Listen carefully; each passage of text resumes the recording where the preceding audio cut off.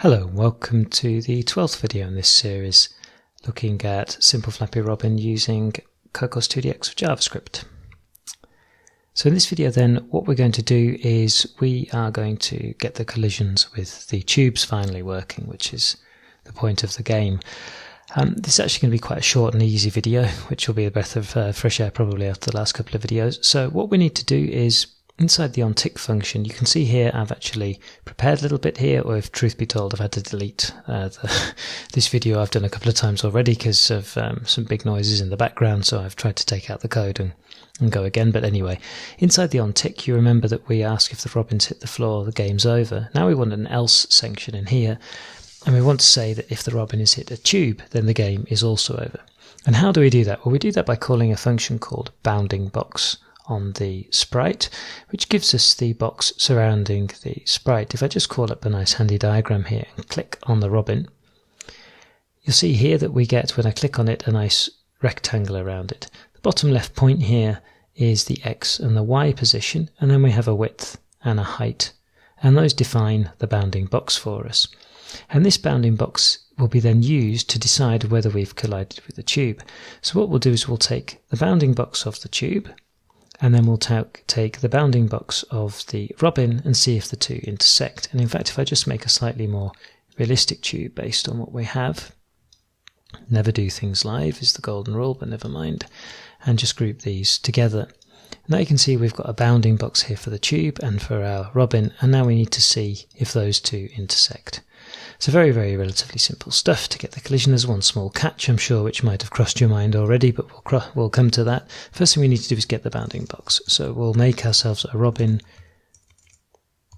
collision box, and we'll set that equal then to this and our robin. And now the function is called get, and then I was hoping it would pop up. It hasn't. Bounding box, like so. And that will get us then, if I spell it correctly, the bounding box, so the surrounding box for the robin. What we want to do now then is we want to loop through our tubes and see if any of those tubes, first of all we want to see if any of those tubes are active. So we'll say that if the tube that we found has a state that is active, and I'm just pasting in a little bit here so I don't have to spend ages typing. So we loop through each of our tubes, we take a tube. If the tube is active, then we want to understand if the bounding box of that tube intersects the bounding box of our robin. And Cocos2d provides a very, very handy function. So it's called rect intersects rect. So c.rect intersects rect.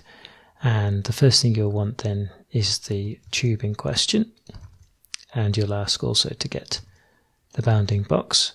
And then you want to understand if it intersects with our robin's collision box. And this is if this is equal to true, then the game is going to be over. So we'll just do a console.log and just say collision, which we don't really need because it'll be clear anyway because the game will stop. And then we can set game over equal to true.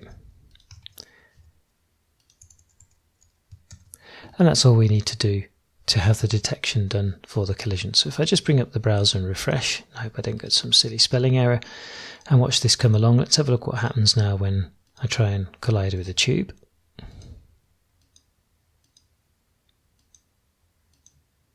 And there you can see we've collided with the tube and the game stopped. It said collision down the bottom right here. Now you may have noticed something not quite right with the collision there, or something certainly aesthetically not very, very pleasing. If I just try and collide with this one, that's a little bit better, but what you'll notice is that we've got a little bit of a gap between the robin and the actual tube we're hitting. It doesn't look like it's a genuine collision sometimes, depending on the angle we manage to hit at. If I can get this one right. Okay, that's hit right on the beak, but essentially it seems like we're a bit further away than from the tube than we'd actually like to be, so there's not really a genuine effect of a collision.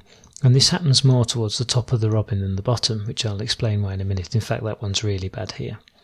So what's actually happening there? It's probably become quite plain with the explanation before, but if I take the robin here and we look at the one that just occurred, you can see that the bounding box, because of the tail, is actually right out here.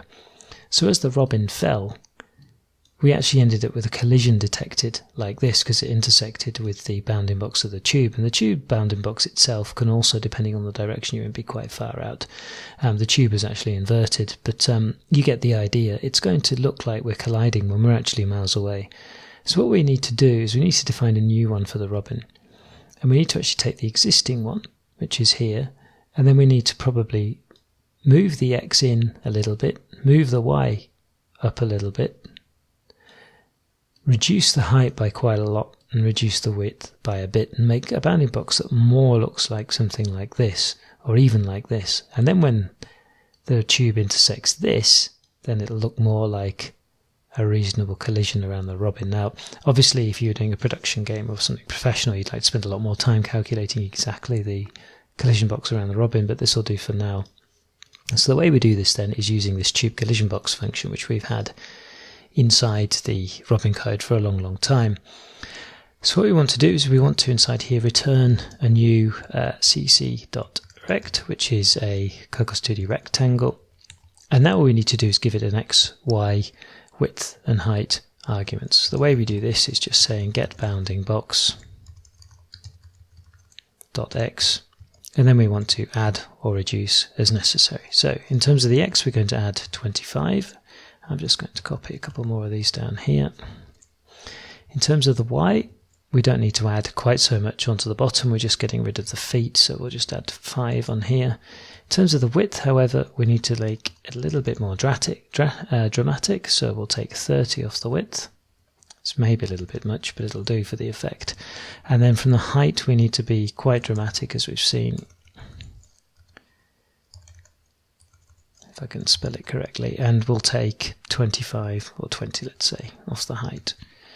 What we need to do is use this tube collision box. So we'll go into here, and instead of getting the bounding box, we'll get the tube collision box. And now if I refresh the browser, what we should see is a little bit of a more realistic collision going on, where we're not quite so far away from the tube and it declares a collision. So let's just go up to this tube here, and now you can see, okay, I've gone maybe a little bit far with the bounding box being a bit too small, but certainly it's a better looking collision than it was. We probably have to not quite take so much off the height. Let's just see how we fall down on this tube here. Oh, and we even missed it there and hit the floor. Okay, but I think you get the idea anyway. So that's the way then we make the tube collision box look a little better.